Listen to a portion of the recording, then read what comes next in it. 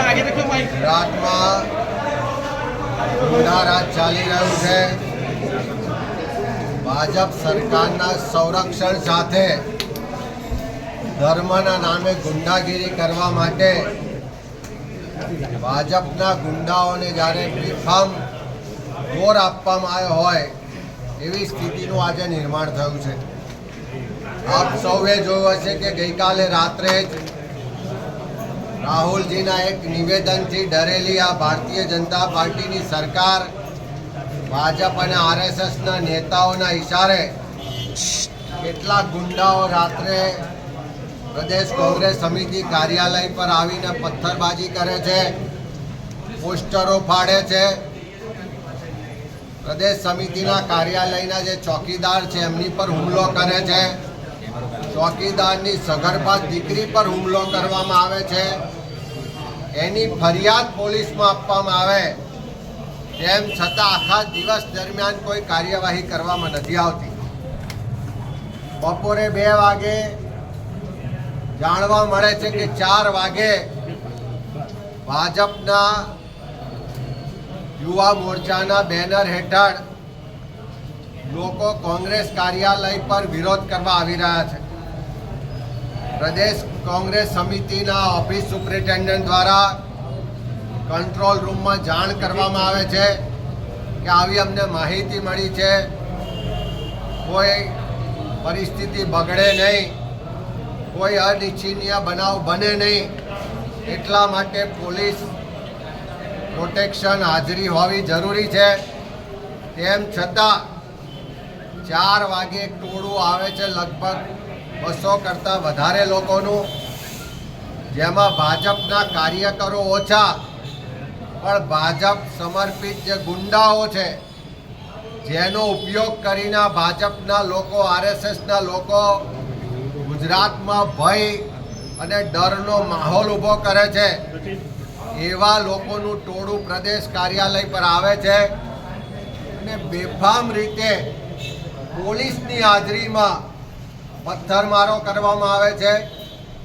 અમારા અનેક આગેવાનો, કાર્યકરોને, પોલીસના કર્મીઓને ઈજા પહોંચાડવામાં આવે છે અને પોલીસ દ્વારા એમને રોકવાને બદલે સરકારના ઇશારે કામ કરતી પોલીસ પ્રદેશ સમિતિના કાર્યાલયમાં ઘૂસી અને કોંગ્રેસના કાર્યકરો, આગેવાનો, મહિલાઓને પકડીને પોલીસ સ્ટેશન લઈ જાય છે। એનો સ્પષ્ટ મતલબ છે કે બની બેઠેલા ધર્મના ઠેકેદારો જે રાહુલ ગાંધીના ભાષણથી એમની પોલ ખુલ્લી પડી ગઈ છે, આખા દેશમાં એક્સપોઝ થઈ ગયા છે અને એના કારણે ડર અને ભયનો માહોલ ઊભો કરવાનો પ્રયત્ન કરવામાં આવે છે।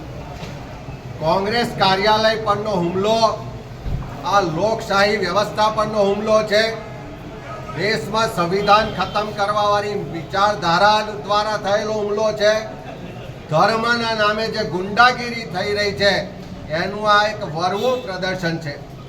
અમે સરકારને, મુખ્યમંત્રીને, ગૃહમંત્રીને, ડીજીપીને કહેવા માંગીએ છીએ કે આ ડર અને ભયનો માહોલ ઊભો કરવાનો જે પ્રયાસ થઈ રહ્યો છે અને એને સરકારમાં બેઠેલા લોકો અને પોલીસ પ્રશાસન દ્વારા જે સમર્થન મળી રહ્યું છે, જે રક્ષણ મળી રહ્યું છે, એને તાત્કાલિક રોકવામાં આવે। અન્યથા લોકશાહી બચાવવા માટે, સંવિધાન બચાવવા માટે આ ગુજરાતમાં કોંગ્રેસનો કાર્યકર રસ્તા પર ઉતરતા પણ કોઈ રોકી શકશે નહીં। આવનારા સમયમાં પરિસ્થિતિ વધારે વણશે નહીં।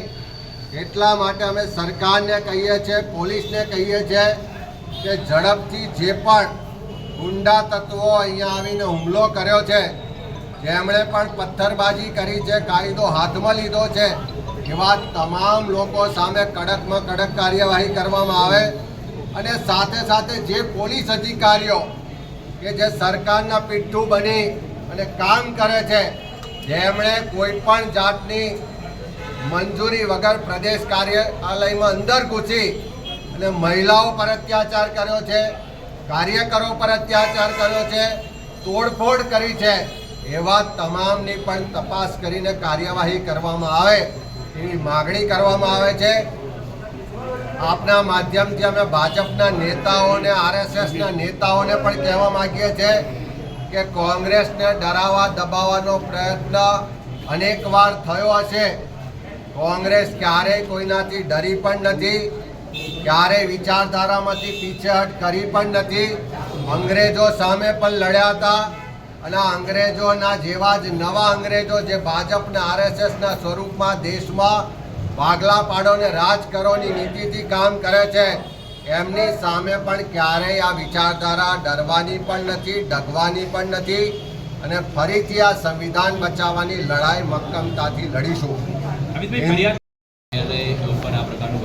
અમે પોલીસ કમિશનર પાસે જઈ રહ્યા છે.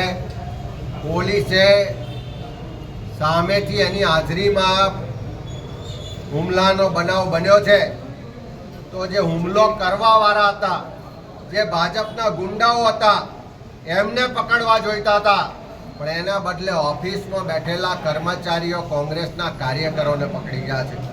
અમે પોલીસ કમિશનર પાસે જઈ રહ્યા છે, રજૂઆત કરીશું અને જે પણ કાયદેસરની કાર્યવાહી છે એ પોલીસ સ્ટેશનમાં જઈને ફરિયાદ પણ આપીશું અને પોલીસ ન્યાય નહીં આપે તો નામદાર કોર્ટના શરણે જઈને પણ ન્યાય મેળવીશું. અને આ સંવિધાન બચાવવાની લડાઈ છે, લોકશાહી બચાવવાની લડાઈ છે. ડરાવા દબાવવાની જે રાજનીતિ છે એની સામે લોકોના અવાજને બુલંદ કરવાની લડાઈ છે અને મજબૂતાઈથી લડવામાં આવશે.